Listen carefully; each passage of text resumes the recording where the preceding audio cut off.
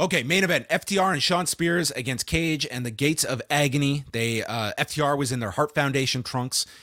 Toa hit a senton onto Spears on the edge, then into a deadlift vertical by Brian Cage. Excalibur breaking the rule of professional wrestling, noting that Shawn Spears is several miles away from his hometown of St. Catharines. I thought everyone is just by default from Toronto when they come to Ontario.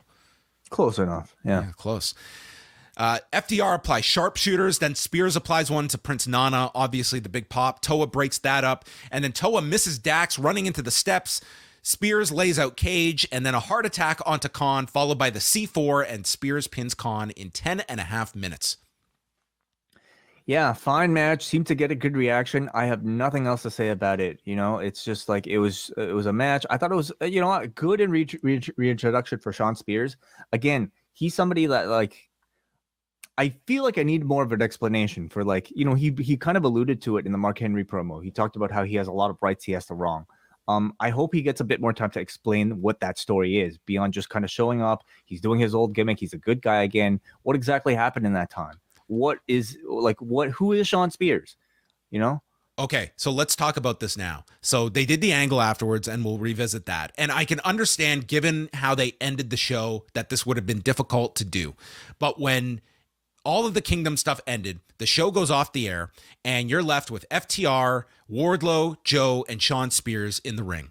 And Dax addresses the crowd. They hand the mic off to Shawn Spears, and Spears gives this heartfelt speech about where he has been for all of these months since he's been gone. The talk of him being injured or a contract issue, none of that is true. His mother passed away several months ago, and it hit him extremely hard. And the crowd is just getting all totally surprises the audience where this comes out, but then says that she was the real perfect 10, and we had two blessings. Number one is that we had time so that we could tell her how much she meant to us. And the second blessing is that on Mother's Day, I could tell her that I'm going to be a father for the first time. This speech was so incredible. He then said to Dax, if I can be half the father you are, I know I'm going to be okay. This was his, and then you have these alpha male men that are just like hugging and embracing in the ring. It was like just the most emotional end to this. And I understand this would have been very difficult to air, but if this aired, it would have been the aspect that everyone would have been talking about. Shawn Spears it would have just been the most endearing moment of television this week for any wrestling program. And it was there for the live crowd. And I get sometimes you're in this formula, but to me, that 5 minutes was more effective than any wrestling match I've seen Shawn Spears have in AEW in terms of a connection with an audience. My jaw dropped hearing you talk about that, because I leave watching AEW TV this week thinking about Shawn Spears as just another guy. Here we are almost reverting back to what worked for him in the WWE, because what he's been going through between the gloves, between Tully, between the chairman, none of it has really taken him to that next level. And here I am asking all these questions, and he gave an answer and then some to this live crowd. And to me, immediately, just even via your recap, made himself a bigger babyface than I feel like anybody that we saw on the show. Let's contrast this with what they did with Bray Wyatt on SmackDown. Just having the guy come out and tell that exact story. And of course, there's no comparison between who's a bigger star in Shawn Spears and Bray Wyatt. But it's for this exact reason, this lack of it was TV time. Two people that were opening themselves up for the audience to get a glimpse of who these people are and create that sort of relationship. It's for this exact reason that I feel such a lack of connection to the characters of AEW, at least, outside of the main event. In ring, they're amazing. But up until this point, I still don't know who Dante Martin really is. I'm sure the Gates of Agony have wonderful stories to tell, but I would not have any idea how to see it. Kishan is mentioning that they posted it on YouTube. That is wonderful for the few thousand people that are going to watch it on YouTube and to seek it out. But for the vast majority of people, it means absolutely nothing. And you know what?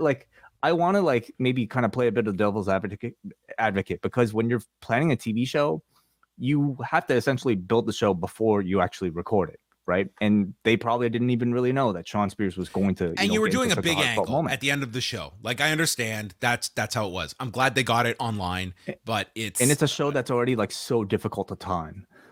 But I think they need to learn to make time for moments like this. You know, when they know a guy has a very interesting story, like they should craft moments for guys to tell interesting stories, to create big hometown reactions. And you know, I feel like AEW did a decent job of that. At least on Dynamite for their big stars, they do a good job of that. But for some reason, Rampage has always felt to me just like, here's an extension of Dark. Here's an extension of like Elevation. Here's just more matches. Boom, boom, boom, boom, boom, like, boom. Like, to be quite honest, if you had structured this show and this happens and this falls on your lap and you've got a day to craft this show, you know, the end scene is the baby faces alone in the ring. It's not like they were beaten down. It was like they're standing. I'm extending and including that promo for 5 minutes. And if I have to cut out something, I'm cutting it out earlier. Like, yeah. And I know that you're tied to a format. You don't want to cut people's matches. You don't want to make them upset. At the same time, I will promise you that a year from now, when someone asks me, do you remember that Rampage show in Toronto? I am going to struggle to remember any matches I saw. I promise you I will remember the Sean Spears promo. That will be the one thing I remember from that particular night of attending that wrestling show. And thank goodness, like a podcaster who's a tremendous recapper happened to attend, because if you weren't, I think that would have just been lost. And I wouldn't certainly know about it. So, you know, I understand this is very much a product based on in-ring quality. It's a product based off of telling people what to expect and then delivering it. And that's wonderful. But I don't know how many people would have cared, like, about half the matches that they kind of promoted tonight. You know, Nyla Rose versus Anna Jay, I'm sure is okay, like, fine. But, like, I think they could go about only announcing the main event and then maybe another match. And then the rest of it, just like giving us some surprises, perhaps. I'd be more than happy if they only promoted this match, FTR versus the Gates of Agony, and then use the whole show to build up to it by telling a story of who these guys are, giving us the reaction and a Sean Spears promo afterwards, explaining what the win meant to him, you know, having it in front of his hometown. Like, you know, in my opinion, I just have a different, like, preference for the type of professional wrestling storytelling that I like these days, and it's more than just in-ring content.